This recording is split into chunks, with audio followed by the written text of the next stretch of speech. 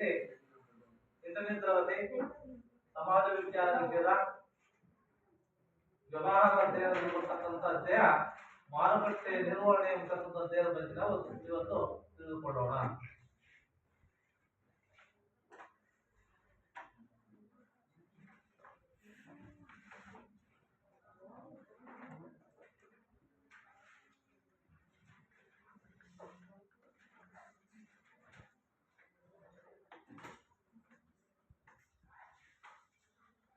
ಇವೆಲ್ಲ ಮಾರ್ಕೆಟ್ ಅಲ್ಲಿ ನೋಡಿರ್ಬೇಕಲ್ವ?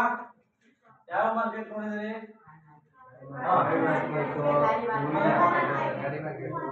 School market, ಆಮೇಲೆ ಬಾಯಿ ಮಾರ್ಕೆಟ್, ತರಕಾರಿ ಮಾರ್ಕೆಟ್, ಇವೆಲ್ಲ ಅದನ್ನ ಯಾವ ರೀತಿ ನಿರ್ವಹಣೆ ಮಾಡ್ಬೇಕು ಅಂತ ನಿರ್ವಹಣೆ ಮಾಡಬೇಕು ಅಂತ ಇಲ್ಲಿ ಹೆಂಗ್ ನಿರ್ವಹಣೆ ಮಾಡೋದು ಅಂತ ಹೇಳಿದ್ರೆ, ಇವತ್ತು ಅದರ ಮಾರುಕಟ್ಟೆ ಅಂದ್ರೆ ಏನಂದ್ರೆ ಮಾರುಕಟ್ಟೆಯ ಅರ್ಥ.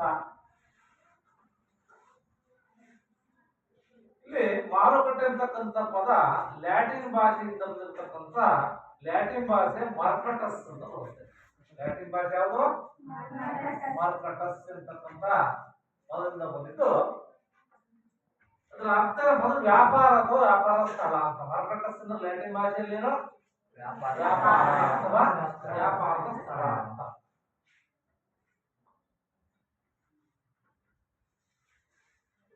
ಸಮಾನ ಅರ್ಥದಲ್ಲಿ ಮಾರುಕಟ್ಟೆ ಅಂದ್ರೆ ಯಾವ ತರಲ್ಲಿ? ಮಾರುಕಟ್ಟೆ ಯಾವ ಜನರು ಅಂದ್ರೆ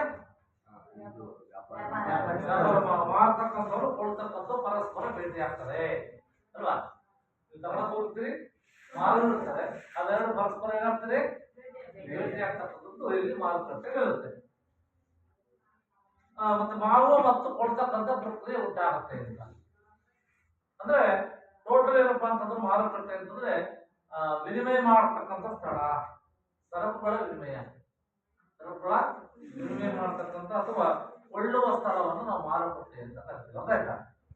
ಹಾಗಾದ್ರೆ ನೀವು ಮಾರುಕಟ್ಟೆಯಲ್ಲಿ ಹೇಳಿದ್ರೆ ಏನಂತ? ಕಾಯಿ ಮಾರ್ಕೆಟ್, ಹೂವಿನ ಮಾರ್ಕೆಟ್, ತರಕಾರಿ ಮಾರ್ಕೆಟ್ ಅಂತಂದ್ರೆ ನಮ್ಮ ವ್ಯವಹಾರ ನಿರ್ವಹಣೆ ದೃಷ್ಟಿಯಿಂದ ಮಾರುಕಟ್ಟೆ ವಿಧಗಳನ್ನ ನಾವು ಈ ರೀತಿ ಹೇಳಬೇಕಾಗುತ್ತೆ. ಮಾರುಕಟ್ಟೆಯ ವಿಧಗಳು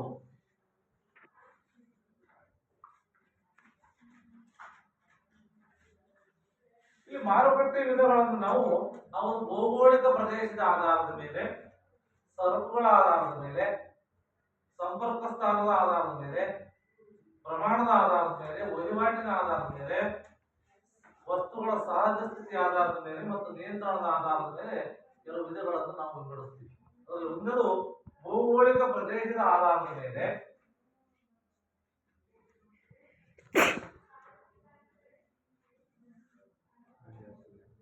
ಆಧಾರದ ಮೇಲೆ ನಾವೇನಪ್ಪ ಮಾರುಕಟ್ಟೆಯನ್ನ ಸ್ಥಳೀಯ, ಪ್ರಾದೇಶಿಕ, ರಾಷ್ಟ್ರೀಯ, ಅಂತಾರಾಷ್ಟ್ರೀಯ ಮಾರುಕಟ್ಟೆ ಅಂತ.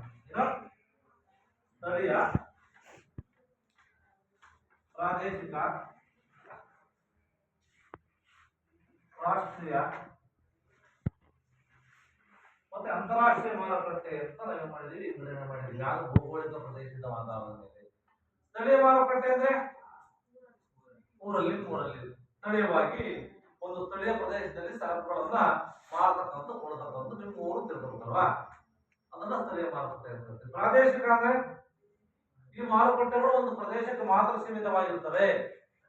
ಒಂದು ಪ್ರದೇಶ ಅಂದ್ರೆ ಒಂದು ಊರಿಗೆ. ನಿಮ್ಮಲ್ಲಿ ಸಿಟಿಯಲ್ಲಿ ಮಾರ್ಕೆಟ್ ಯಾವತ್ತಾಗುತ್ತೆ? ಶುಕ್ರವಾರ. ಆ ಒಂದು ಮಾತ್ರ ಸೀಮಿತವಾಗಿರುತ್ತೆ ಅಂತೇನು ಪ್ರಾದೇಶಿಕ ಮಾರುಕಟ್ಟೆ. ರಾಷ್ಟ್ರೀಯ ಅಂದ್ರೆ ಒಂದು ದೇಶದೊಳಗೆ ನಡೀತಾ ಇರುತ್ತೆ ಮಾರ್ತಕ್ಕಂಥ ಮತ್ತು ಕೊಡ್ತಕ್ಕಂಥ ನಡೀತಾ ಇರುತ್ತೆ, ಇಡೀ ದೇಶದೊಳಗೆ ನಡೀತಾ ಇರುತ್ತೆ. ಆಮೇಲೆ ಅಂತಾರಾಷ್ಟ್ರೀಯ ಅಂದ್ರೆ ಬೇರೆ ಬೇರೆ ದೇಶದಲ್ಲಿ ಏನೋ ಮಾರ್ತಕ್ಕಂಥ ಕೊಡ್ತಕ್ಕಂಥ ಪ್ರಕ್ರಿಯೆ ಏನಪ್ಪ ಅಂದ್ರೆ ಹಲವು ದೇಶಗಳ ಮಧ್ಯೆ ನಡೀತಾ ಇರುತ್ತೆ. ಅದಾಯ್ತಾ? ಇದೇ ಬಂದು ಭೌಗೋಳಿಕ ಪ್ರದೇಶದ ಆಧಾರದ ಮೇಲೆ ಮಾರುಕಟ್ಟೆ ಏನ್ ಮಾಡ್ತೀವಿ ನಾವು? ನೆಕ್ಸ್ಟ್ ಸರಕುಗಳ ಆಧಾರದ ಮೇಲೆ. ಎರಡನೇ ಯಾವುದು? ಸರಕುಗಳ ಆಧಾರದ ಮೇಲೆ. ಸರಕು ಅಂದ್ರೇನು?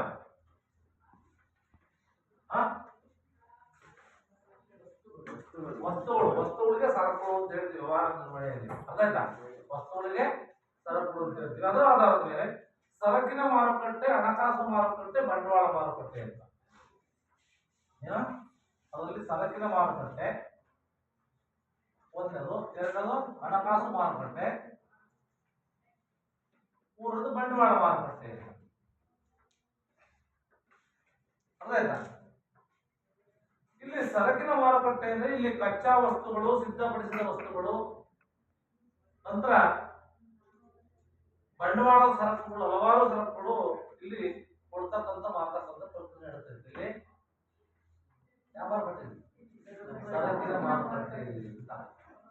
ಯಾವುದು? ಸಿದ್ಧ ವಸ್ತುಗಳು, ಕಚ್ಚಾ ವಸ್ತುಗಳು, ಬಂಡವಾಳ, ಸರಕುಗಳು, ಇಲ್ಲಿ ವಹಿವಾಟು ನಡೀತಾ ಇರುತ್ತೆ. ಹಣಕಾಸು ಮಾರುಕಟ್ಟೆ ಅಂದ್ರೆ ಅದು ಹೇಳುತ್ತೆ. ಮಾರುಕಟ್ಟೆಯಲ್ಲಿ ಬರೀ ತರಕಾರಿ ಅಂತ ಹೇಳಿದ್ರೆ ಉಳಿದು ಅಂತಂದ್ರೆ ಹಣಕಾಸು ಮಾರುಕಟ್ಟೆ ಅಂದ್ರೆ ಈ ಮಾರುಕಟ್ಟೆಯಲ್ಲಿ ವ್ಯವಹಾರ ಸಂಸ್ಥೆಗಳು ಬೇಕಾಗತಕ್ಕಂಥ ಹಣಕಾಸನ್ನ ಕೊಳ್ಳುವ, ಮಾರುವ ವಹಿವಾಟುವಾಗಿ ವಿಶೇಷವಾಗಿ ಸ್ಥಾಪನೆ ಮಾಡಿರ್ತಾರೆ. ಉದಾಹರಣೆ ಷೇರು ಮಾರುಕಟ್ಟೆ. ಷೇರು ಮಾರುಕಟ್ಟೆ ಗೊತ್ತಾ? ಒಂದು ಲೇವಾದೇವಿ ಫೈನಾನ್ಸ್ ಅಂತ ಇರ್ತದೆ. ಆ ಒಂದು ಮಾರುಕಟ್ಟೆಯನ್ನು ಸಹ ಏನ್ ಮಾಡ್ಲಿಕ್ಕೆ, ನಾವು ಕೊಳ್ಳಲಿಕ್ಕೆ ಮಾರಲಿಕ್ಕೆ ಸಹಾಯ ಮಾಡ್ತಕ್ಕಂಥ. ಬಂಡವಾಳ ಅಂದ್ರೆ ಬಂಡವಾಳ ವಸ್ತುವನ್ನ ಕೊಳ್ಳಿಕ್ಕೆ ಏನ್ ಮಾಡ್ತೀವಿ? ಅಂತ ವಿಶಿಷ್ಟವಾದ ಮಾರುಕಟ್ಟೆ ಆಗಿದ್ದು ದೀರ್ಘಾವಧಿ ಸಾಲವನ್ನು ಒದಗಿಸುತ್ತೆ ಅಂತ. ದೀರ್ಘಾವಧಿ ಸಾಲವನ್ನು ಬಂಡವಾಳ ಮಾರುಕಟ್ಟೆ ಒದಗಿಸಿ ಸಾಮಾನ್ಯವಾಗಿ ಹಣಕಾಸು ಸಂಸ್ಥೆಗಳು ಷೇರು ಮಾರುಕಟ್ಟೆ, ದೊಡ್ಡ ದೊಡ್ಡ ಷೇರು ಮಾರ್ಕೆಟ್ ಅಂತ ಹೇಳಿರ್ತಾರಲ್ಲ, ಅದರಲ್ಲಿ ಕಾಣ್ತೀವಿ. ನೆಕ್ಸ್ಟ್ ಸಂಪರ್ಕ ಸ್ಥಾನದ ಆಧಾರದ ಮೇಲೆ ಮಾರುಕಟ್ಟೆ ಯುಗದಲ್ಲಿ ಸಂಪರ್ಕ ಸ್ಥಾನದ ಆಧಾರದ ಮೇಲೆ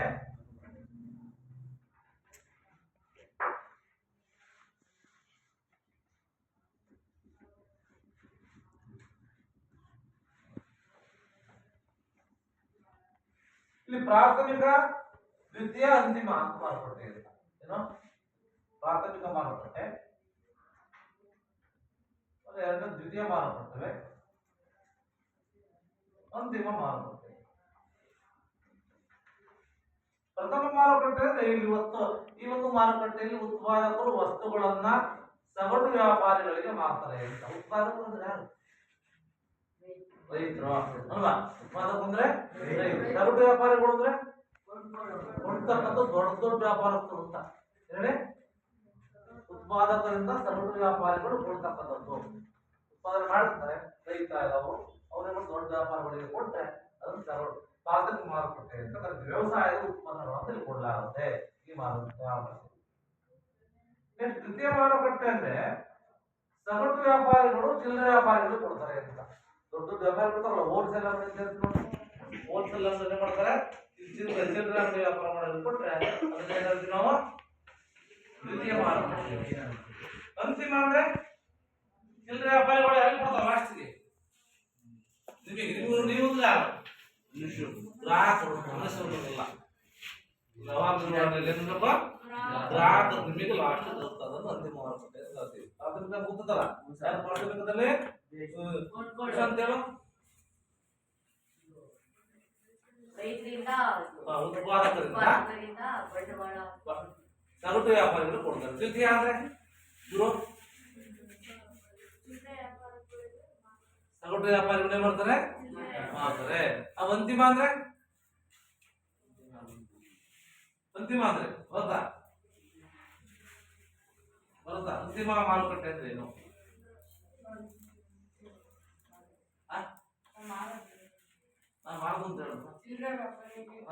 ಸಗಟು ವ್ಯಾಪಾರಿಗಳು ಮಾಡ್ತಾರೆ, ಚಿಲ್ಲರೆ ವ್ಯಾಪಾರಿಗಳು ಮಾಡಿದ್ರೆ ಅದನ್ನು ಅಂತಿಮ ಮಾರುಕಟ್ಟೆ ಅಂತ ಕರಿತೀವಿ. ನಂತರ ಬರ್ತಕ್ಕಂಥ ಪ್ರಮಾಣದ ಆಧಾರದ ಮೇಲೆ. ಪ್ರಮಾಣ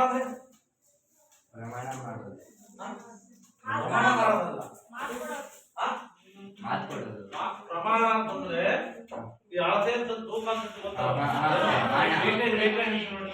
ಪ್ರಮಾಣದ ಆಧಾರದ ಮೇಲೆ.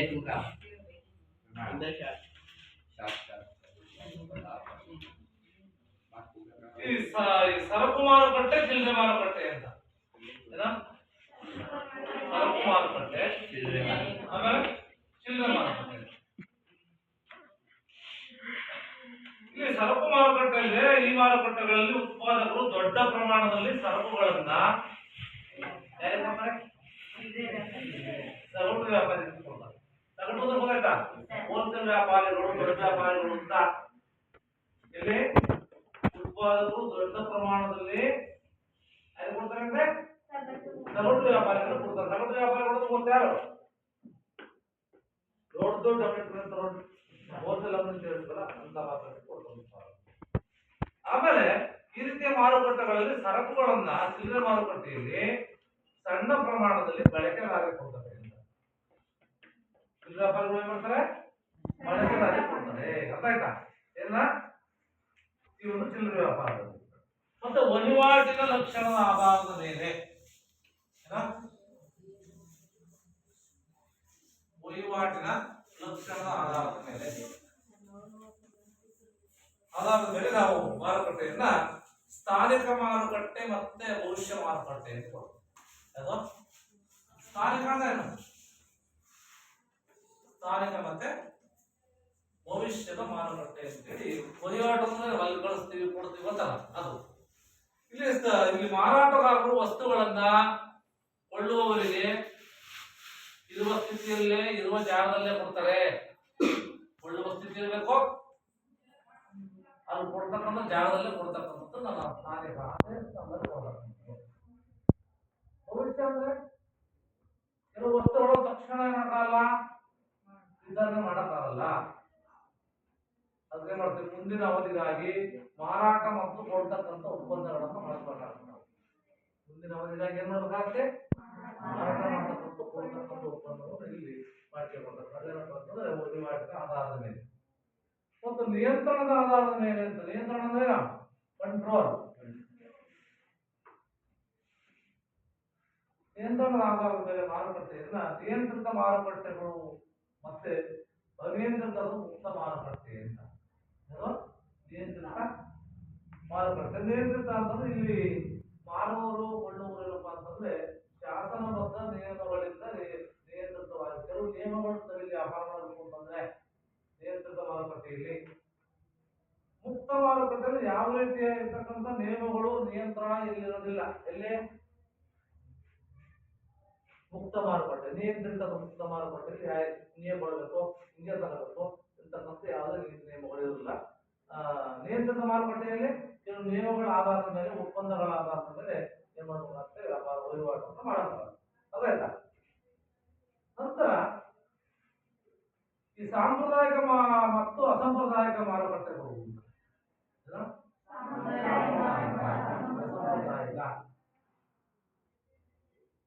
ಇಲ್ಲಿ ಸಾಂಪ್ರದಾಯಿಕ ಮಾರುಕಟ್ಟೆಗಳು ಹಳೆಯ ಕಾಲದಿಂದ ರೂಢಿಯಲ್ಲಿರ್ತಕ್ಕಂಥವು. ಪೂರ್ವ ನಿರ್ಧರಿತವೊಂದಿಗೆ ವಸ್ತುಗಳನ್ನ ಸೇವೆಗಳನ್ನ ವಿನಿಮಯ ಮಾಡಿಕೊಳ್ತವೆ. ಒಂದು ನಿರ್ದಿಷ್ಟ ಪ್ರದೇಶಕ್ಕೆ ಸೀಮಿತವಾಗಿರ್ತವೆ. ಅಲ್ಲಿ ಸಂತೆ ಇರಬಹುದು, ಒಂದು ಸ್ಥಳ ಇರುತ್ತೆ, ಅಲ್ಲಿ ಕೊಳ್ಳರು ಇರ್ತಾರೆ, ಅಲ್ಲಿ ಮಾರರು ಇರ್ತಾರೆ, ವಸ್ತುಗಳ ಸ್ಥಿತಿ ಇರುತ್ತೆ, ಗಾತ್ರ ಇರ್ತವೆ, ನಿರ್ದಿಷ್ಟ ರೀತಿಯಲ್ಲಿ ವ್ಯವಹಾರವನ್ನು ಮಾಡ್ತಾರೆ. ಅದು ಸಾಂಪ್ರದಾಯಿಕ. ಅಸಾಂಪ್ರದಾಯಿಕ ಮಾರುಕಟ್ಟೆ ಅಂದ್ರೆ ಇಲ್ಲಿ ಯಾವುದೇ ಒಂದು ಸ್ಥಳ ಇರಲ್ಲ, ಅದೇನಿರುತ್ತೆ, ಎಲ್ಲಿ ಬೇಕಾದ್ರೂ ಮಾರಾಟ ಮಾಡಬಹುದು, ಎಲ್ಲಿ ಬೇಕಾದ್ರೂ ಕೊಡಬಹುದು ನಡೆಯುತ್ತೆ. ಇವುಗಳಿಗೆ ಮುಖ್ಯ ಉದಾಹರಣೆ ಅಂದ್ರೆ ಅಂಚೆಯ ಮೂಲಕ ಮಾರಾಟ ಮಾಡತಕ್ಕಂಥ ಇದೆಲ್ಲ ಏನಿದೆ? Tele shopping. ಏನಿದೆ? ಟೆಲಿ ಶಾಪಿಂಗ್ ಅಂದ್ರೆ ಏನು? ನಮ್ಮ ಮನೆಯಲ್ಲೇ ಕೂತು ಯಾವುದೇ ವಸ್ತುಗಳನ್ನು ತರಿಸಬಹುದು. ಗೊತ್ತಾ? ಮನೆಯಲ್ಲೇ ಇದ್ದು ಯಾವುದೇ ವಸ್ತುಗಳನ್ನು ಬೇಕಾದ ವಸ್ತುಗಳನ್ನು ತರಿಸಿದ್ರೆ ಅದನ್ನ ಟೆಲಿ ಶಾಪಿಂಗ್ ಅಂತಾರೆ. ಆ ರೀತಿಯಾಗಿ ನಾವು ಅಂಚೆ ಮೂಲಕವಾಗಿ ಏನ್ ಮಾಡ್ಬೋದು? ಮಾರಾಟ ಮಾಡತಕ್ಕಂಥ ಸಂಸ್ಥೆಗಳು, ಮೇಲ್ ಆರ್ಡರ್ ಮತ್ತು ದೂರವಾಣಿ ಮೂಲಕವಾಗಿ ಟೆಲಿ ಶಾಪಿಂಗ್ ಅಂತ. ಟೆಲಿ ಶಾಪಿಂಗ್ ಅಂದ್ರೆ ಫೋನ್ ಮಾಡೋದು, ಟೆಲಿ ಶಾಪಿಂಗ್ ದೂರವಾಣಿ ಮೂಲಕ ಮಾಡ್ತೀವಿ, ತರಿಸಿರ್ತೀವಲ್ಲ ಅದನ್ನ ಟೆಲಿ ಶಾಪಿಂಗ್ ಅಂತ ಆಯ್ತಾ? ದೂರವಾಣಿ ಫೋನ್ ಮಾಡ್ಕೊಂಡು ವಸ್ತುಂದ್ರೆ ನಮ್ಮ ಮನೆಯಿಂದ ಹೋಗೋದೇ ಬೇಡ ಅಂತ ಒಂದು ಇದನ್ನ ನಾವೇನ್ ಮಾಡ್ತೀವಿ ದೂರವಾಣಿ ಮೂಲಕ. ಮತ್ತೆ ಪ್ರಾಸ್ತಾವಿಕ ಅಂಗಡಿಗಳು ಕೆಲವು ಇರ್ತವೆ, ಅಂಗಡಿ ಮೂಲಕ.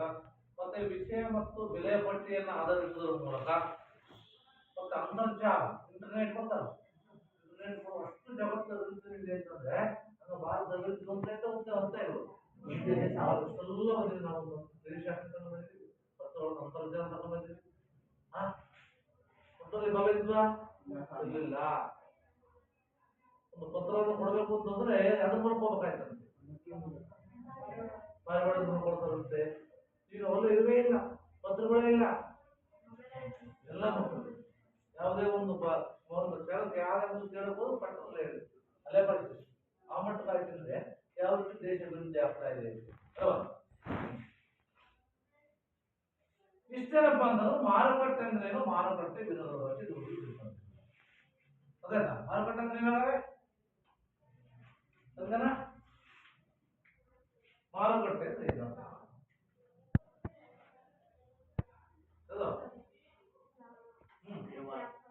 ವ್ಯಾಪಾರ ಮಾಡೋದು ಅಲ್ಲಿ ಯಾರು ಇರ್ತಾರೆ? ತಗೊಳ್ಳೋರು ಮತ್ತೆ ಕೊಳ್ಳುವವರು ಮಾರುವವರು ಇರ್ತಾರೆ. ಅದನ್ನ ಮಾರುಕಟ್ಟೆ ಇರ್ತಾರೆ. ಯಾವ ಭಾಷೆಯಿಂದ ಬಂದದು? ಲ್ಯಾಟಿನ್ ಭಾಷೆ. ಯಾವ ಪದ? ಹೇಳ್ಬೇಕು ಸುಕ್ಷಿತ. ಲ್ಯಾಟಿನ್ ಭಾಷೆ ಯಾವ ಪದ? ಮಾರ್ಕಟಸ್ ಎಂತಕ್ಕಂಥ ಪದದಿಂದ ಬಂದು ಅದನ್ನ ಏನಂತಾರ? ಮಾರ್ಕಟಸ್ ಅಂದ್ರೆ ವ್ಯಾಪಾರ ವ್ಯಾಪಾರಸ್ಥರ ಅಂತ. ಇದಾದ ನೆಕ್ಸ್ಟ್ ಮಾರುಕಟ್ಟೆ ವ್ಯವಸ್ಥೆ. ಇದುವರೆಗೂ ಹೇಳಿದ್ದು ಮಾರುಕಟ್ಟೆ ಅಂದ್ರೆ ಏನು, ಅದ್ರ ವಿಧಗಳು ಎಂತೆಂತ ಮಾರುಕಟ್ಟೆ ಗೊತ್ತಾಗಲ್ವೇ? ಮುಂದೆ ಯಾರಾದ್ರೂ ವ್ಯಾಪಾರ ಮಾಡಿದ್ರೆ ಅಥವಾ ಯಾರಾದ್ರೂ ಸರಕು ವ್ಯಾಪಾರಿಗಳು ಆಗಿದ್ರೆ ಅಲ್ವಾ, ಅಂತದೆಲ್ಲ ಗೊತ್ತಾಗುತ್ತೆ. ಎಂತೆಂತ ಮಾರುಕಟ್ಟೆ ಬರ್ತಾರೆ, ಹೆಂಗ್ ಮಾಡ್ತಾರೆ ಅದೆಲ್ಲ ಗೊತ್ತಾಗುತ್ತೆ. ಇದಾದ್ಮೇಲೆ ಮಾರುಕಟ್ಟೆ ವ್ಯವಸ್ಥೆ ಹೆಂಗಿದೆ?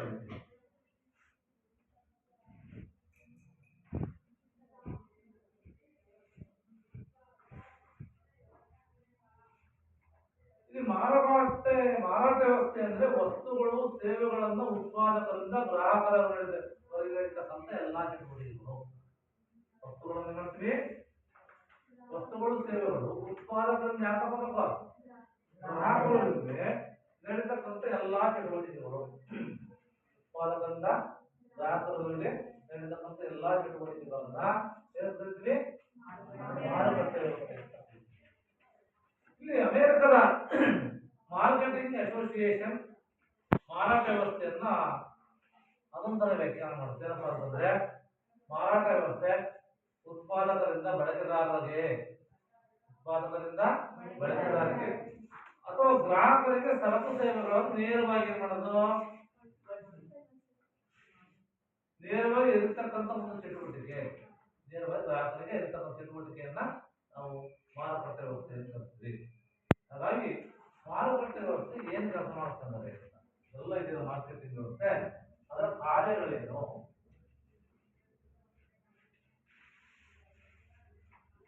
ಇದು ಖರೀದಿ ಮತ್ತು ಜೋಡಣೆ ಮಾಡುತ್ತೆ ಅಂತ.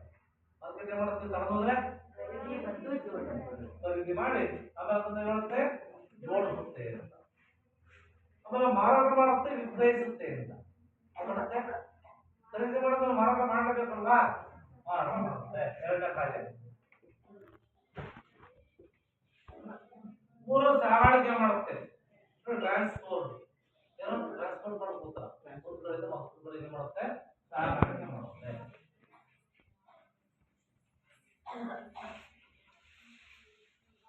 ಆಮೇಲೆ ಶೇಖರಣೆ ಮತ್ತು ಮುದ್ರಣ ವ್ಯವಸ್ಥೆ. ನೀವು ಉತ್ಪಾದಕದಿಂದ ಕೊಂಡಂತ ವಸ್ತುಗಳು ಏನು ಹಾಳಾಗದಂತೆ ಮಾಡುತ್ತೆ, ಶೇಖರಣೆ ಮಾಡುತ್ತೆ, ಅದು ಮುದ್ರಣ ಅಂತ ಗೋಡಗಳು ಇರ್ತಿರ್ತವೆ ಮಾರ್ಕೆಟ್ ಅಲ್ಲಿ, ಅಂತ ವ್ಯವಸ್ಥೆನ ಅವಕಾಶ ಮಾಡ್ಕೊಡುತ್ತೆ ಮಾರ್ಕೆಟ್ ಅಂತ.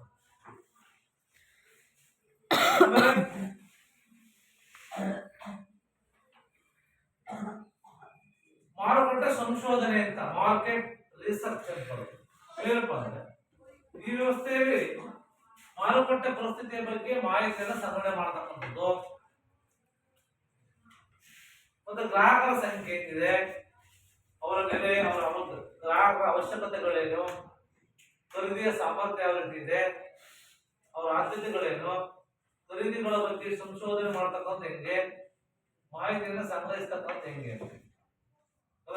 ಇದೆಲ್ಲ ಮಾರುಕಟ್ಟೆ ಸಂಶೋಧನೆಗೆ ಬರುತ್ತೆ. ನೆಕ್ಸ್ಟ್ ಪ್ರಮಾಣೀಕರಣ ಅಂತ.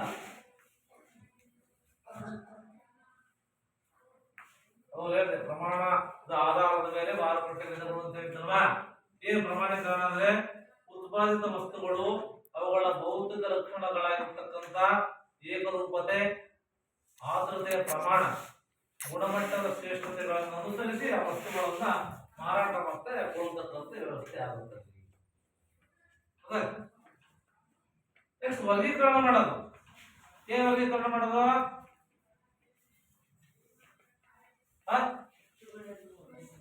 ವಸ್ತುಗಳನ್ನ ಪೂರ್ವ ನಿರ್ಧಾರಿತ ಪ್ರಮಾಣಗಳ ಆಧಾರದಲ್ಲಿ ವಿವಿಧ ವರ್ಗದ ಶ್ರೇಣಿಯನ್ನಾಗಿ ವಿಂಗಡಣೆ ಮಾಡ್ತೀವಿ.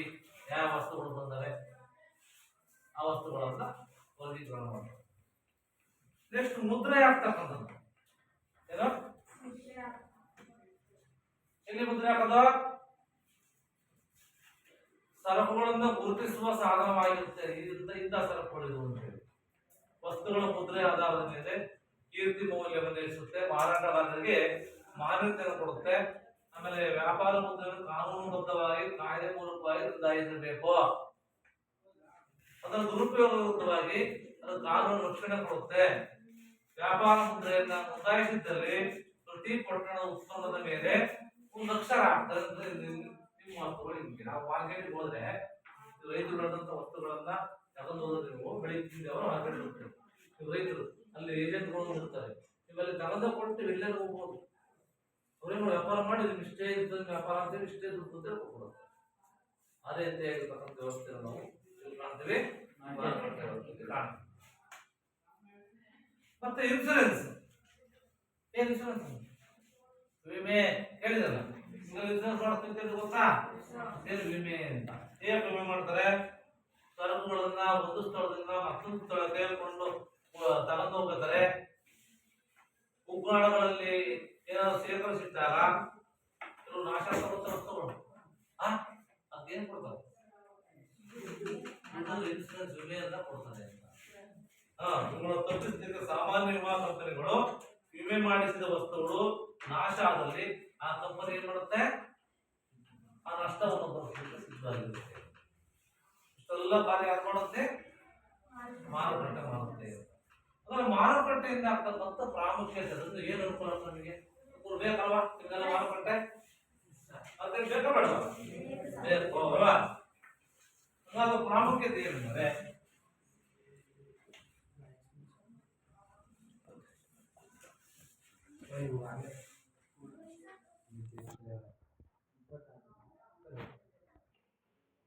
ಇಲ್ಲಿ ಒಂದು ದೇಶದ ಆರ್ಥಿಕ ಬೆಳವಣಿಗೆಯಲ್ಲಿ ಮಾರಾಟ ಶಾಸ್ತ್ರ ಅತ್ಯಂತ ಪ್ರಮುಖ ಪಾತ್ರವನ್ನು ವಹಿಸುತ್ತೆ ಅಂತ.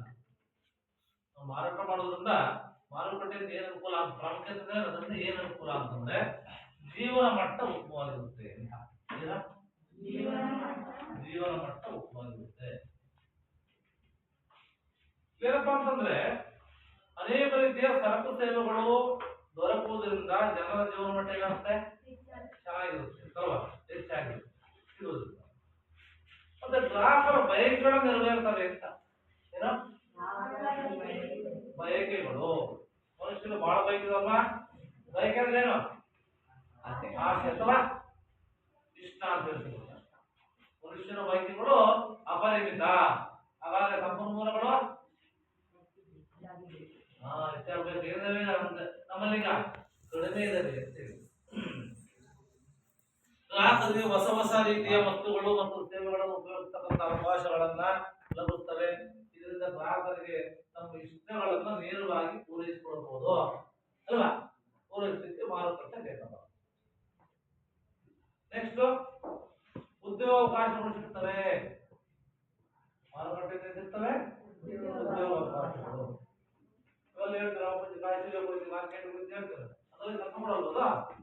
ಏನಪ್ಪಾ ಅಂತಂದ್ರೆ ಮಾರುಕಟ್ಟೆ ಕುರಿತು ಅನೇಕ ಸಂಸ್ಥೆ ಉದಾಹರಣೆ ಉತ್ಪಾದಕರು, ದೊಡ್ಡ ವ್ಯಾಪಾರಿಗಳು ಇರ್ತಾರೆ, ಚಿಲ್ಲರೆ ವ್ಯಾಪಾರಿಗಳು ಇರ್ತಾರೆ, ಸಂಪರ್ಕ ವ್ಯವಸ್ಥೆ ಇರುತ್ತೆ, ಬ್ಯಾಂಕ್ ಇರುತ್ತೆ, ಇನ್ಸೂರೆನ್ಸ್ ಕಂಪನಿ ಇರುತ್ತೆ, ವಸ್ತುಗಳು ಪೂರೈಕೆ ಆಗ್ತವೆ ಅಲ್ಲಿ. ಆಮೇಲೆ ಎಲ್ಲಾ ಉದ್ಯೋಗಾವಕಾಶಗಳು ಇರ್ತವೆ. ಮತ್ತೆ ಸಂಪನ್ಮೂಲಗಳು ಉಪಯುಕ್ತವಾಗ್ತವೆ ಅಂತ. ಸಂಪನ್ಮೂಲಗಳು ಏನಂತ ಉಪಯೋಗ ಕೊಡ್ತವೆ ಹೆಂಗಪ್ಪ ಅಂತಂದ್ರೆ ಮಾರಾಟ ಶಾಸ್ತ್ರದ ವಿವಿಧ ಚಟುವಟಿಕೆಗಳು ದೇಶದ ಸಂಪನ್ಮೂಲ ವಸ್ತುಗಳ ಮತ್ತು ಸೇವೆಗಳ ಉತ್ಪಾದನೆಗಾಗಿ ಉಪಯೋಗಿಸಲ್ಪಡ್ತೀವಿ ನಾವು. ಹಾಗಾಗಿ ಇವುಗಳಿಂದ ಗ್ರಾಹಕರಿಗೆ ಹೆಚ್ಚು ತೃಪ್ತಿ ಸಿಗುತ್ತೆ. ಮತ್ತು ಅಂತಾರಾಷ್ಟ್ರೀಯ ಮಾರುಕಟ್ಟೆ, ನಾವು ಅಂತಾರಾಷ್ಟ್ರೀಯ ಮಾರುಕಟ್ಟೆಯಿಂದ ವಿದೇಶಿ ವಿನಿಮಯವನ್ನು ಬಳಸಬಹುದು. ವಿದೇಶಿ ವಿನಿಮಯ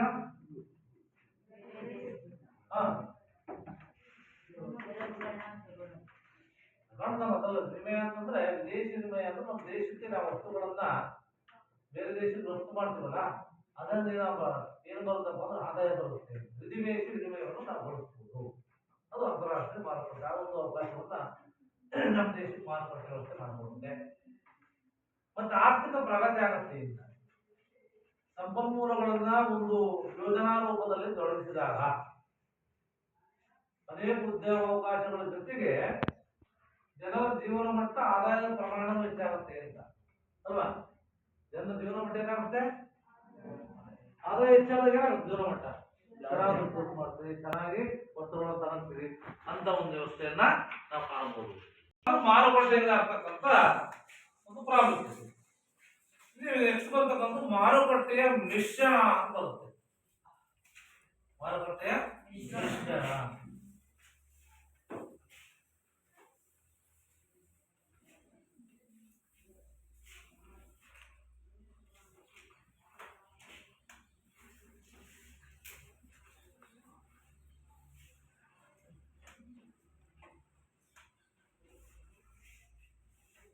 ಇಲ್ಲಿ ಒಂದು ಮಾರುಕಟ್ಟೆ ಮಿಶ್ರಣ ಅಂದ್ರೆ ಏನಂದ್ರೆ ಅದರ ಅರ್ಥ ಮಾರಾಟ ಶಾಸ್ತ್ರದ ಚಟುವಟಿಕೆಗಳನ್ನ ವ್ಯಕ್ತಗೊಳಿಸ್ತಕ್ಕಂಥದ್ದು ಮತ್ತೆ ಕಾರ್ಯಗತ ಮಾಡೋದು ಮತ್ತು ಒಟ್ಟುಗೂಡಿಸೋದಪ್ಪ. ಮಾರುಕಟ್ಟೆ ಚಟುವಟಿಕೆಗಳನ್ನ ವ್ಯಕ್ತಗೊಳಿಸಬೇಕು, ಅದನ್ನ ಕಾರ್ಯರೂಪಕ್ಕೆ ತರಬೇಕು, ಅದ್ರ ಜೊತೆ ಅದನ್ನು ಒಗ್ಗೂಡಿಸ್ತಕ್ಕಂಥ ವ್ಯವಸ್ಥೆಯನ್ನ ನಾವು ಮಾರುಕಟ್ಟೆ ಮಿಶ್ರಣ ಅಂತ ಹೇಳ್ತೀವಿ. ಈ ಮಾರುಕಟ್ಟೆ ಮಿಶ್ರ ಪರಿಚಯವನ್ನ ಮೊಟ್ಟ ಮೊದಲ ಬಾರಿಗೆ ಪರಿಚಯಿಸಿದವರು ಯಾರಪ್ಪ ಅಂದ್ರೆ ಅಮೆರಿಕದ ಬಿಸಿನೆಸ್ ಸ್ಕೂಲಿನ ಪ್ರೊಫೆಸರ್ NH ಗೋರ್ಡನ್. ಯಾರು? ಗೋರ್ಡನ್ ಅಂತಕ್ಕಂಥವ್ರು ಈ ಒಂದು ಮಾರುಕಟ್ಟೆ ಮಿಶ್ರಣವನ್ನ ಫಸ್ಟ್ ಪರಿಚಯಿಸ್ತಾ ಅಮೆರಿಕದವರು. ಅದರಲ್ಲಿ ಮಾರುಕಟ್ಟೆ ಮಿಶ್ರಣ 2 ಪಟ್ಟಿಗಳಿಂದ ಕೂಡುತ್ತೆ. ಒಂದೇನು ಮಾರಾಟ ಶಾಸ್ತ್ರದ ಅಂಶಗಳು ಯಾವುದು ಇದೆ, ಮತ್ತೆ ಮಾರಾಟ ಶಾಸ್ತ್ರದ ಕಾರ್ಯಕ್ರಮದಲ್ಲಿ ನಾವು ಪ್ರಭಾವಿರ್ತಕ್ಕಂಥ ಕೆಲವು ಚಟುವಟಿಕೆಗಳನ್ನ ಪಟ್ಟಿ ಮಾಡ್ತೀವಿ. ಇಲ್ಲಿ ಮಾರುಕಟ್ಟೆ ಮಿಶ್ರಣದ 3 ಅಂಶಗಳು. ಮಾರುಕಟ್ಟೆ ಮಿಶ್ರಣ ಮಾಡಲಿಕ್ಕೆ ಕೆಲವು 3 ಅಂಶಗಳು. ಏನು 3 ಅಂಶಗಳು ಯಾವ್ದಂದ್ರೆ ಇಲ್ಲಿ ಉತ್ಪನ್ನ ಮಿಶ್ರಣ ಅಂತ ಬರುತ್ತೆ. ಏನು ಉತ್ಪನ್ನ ಮಿಶ್ರಣ. ಎರಡನೇದು ಬೆಲೆ ಮಿಶ್ರಣ ಅಂತ ಬರುತ್ತೆ. ಉತ್ಪನ್ನ ಬೆಲೆ. ಆಮೇಲೆ ಪ್ರವರ್ತನ ಮಿಶ್ರಣ, ಸ್ಥಳ ಮಿಶ್ರಣ ಅಂತ. ಸ್ಥಳ ಆಮೇಲೆ ಪ್ರವರ್ತನ ಮಿಶ್ರಣ ಅಂತ ಬರುತ್ತೆ. ಈ ಉತ್ಪನ್ನ ಮಿಶ್ರಣ ಅಂತಂದ್ರೆ ಮಾರಾಟ ಆಗ್ತಕ್ಕಂತ ಸರಕು ಸೇವೆಗಳ ಬಗ್ಗೆ ವಿಶಿಷ್ಟ ಲಕ್ಷಣಗಳನ್ನು ಹೊಂದಿರಬೇಕು. ಉತ್ಪಾದಕರು ಉತ್ತಮ ಗುಣಮಟ್ಟದ ಸರಕು ಸೇವೆಗಳನ್ನು ಉತ್ಪಾದನೆ ಮಾಡಬೇಕು, ಅವುಗಳನ್ನ ವರ್ಗೀಕರಿಸಬೇಕು, ಉತ್ಪನ್ನಗಳಿಗೆ ಗುರುತು ಆಗಬೇಕು, ಅದು ಆಕರ್ಷಕ ರೀತಿಯಲ್ಲಿ ಪಟ್ಟಣಗಳನ್ನು ತುಂಬತಕ್ಕಂಥ ಸೇವೆಗಳ ಮಿಶ್ರಣ ಇದರಲ್ಲಿರುತ್ತೆ. ಬೆಲೆ ಅಂತಂದ್ರೆ ಬೆಲೆ ಗ್ರಾಹಕರು ತನಗೆ ಬೇಕಾದ ವಸ್ತುಗಳನ್ನ ಸೇವೆಗಳನ್ನ ಪಡೆಯಲಿಕ್ಕೆ ವರ್ಗಾಯಿಸ್ತಾನೆ. ವರ್ಗಾಯಿಸಿ ಕೊಡ್ತಕ್ಕಂಥದ್ದು ಮೌಲ್ಯ. ಉತ್ಪಾದಕರ ಕ್ರಯ ಮಾಡ್ತಕ್ಕಂಥ ಮೊದಲು ವಸ್ತು ಮತ್ತು ಸೇವೆಗಳನ್ನ ಯಾವ ರೀತಿ ವೆಚ್ಚಗಳನ್ನು ಭರಿಸಬೇಕು, ನಾವು ಎಷ್ಟು ಬೆಲೆಯನ್ನು ಕೊಡಬೇಕಾಗುತ್ತೆ ಅಂತ ಚರ್ಚೆ ಮಾಡ್ತಕ್ಕಂಥದ್ದು. ಆ ವಿಷಯಗಳನ್ನು ಗಮನಿಸಿಕೊಳ್ಬೇಕಾಗುತ್ತೆ. ಮತ್ತೆ ಸ್ಥಳ ಮಿಶ್ರಣ ಅಂತಂದ್ರೆ ಒಂದು ಸಂಸ್ಥೆ ಸರಕುಗಳನ್ನ ಮಾರುಕಟ್ಟೆಯಲ್ಲಿ ದೊರಕುವವರೆಗೆ ಕೈಗೊಳ್ಳತಕ್ಕಂಥ ಕ್ರಿಯೆ. ಇಲ್ಲಿ ಭೌತಿಕ ವಿತರಣೆ ಎಲ್ಲಾ ಮಾರ್ಗಗಳನ್ನು ಒಳಗೊಂಡಿರುತ್ತೆ. ಮತ್ತೆ ಸ್ಥಳ ಇಷ್ಟಕ್ಕನುಗುಣವಾಗಿ ಸಾಗಾಣಿಕೆ ಪ್ರಕ್ರಿಯೆಯನ್ನು ನಾವು ಇಲ್ಲಿ ಕಾಣುತ್ತೇವೆ. ಮತ್ತೆ ಕೊನೆಯದಾಗಿ ಪ್ರವರ್ತನೆ ಮಿಶ್ರಣ ಅಂತ. ಅದು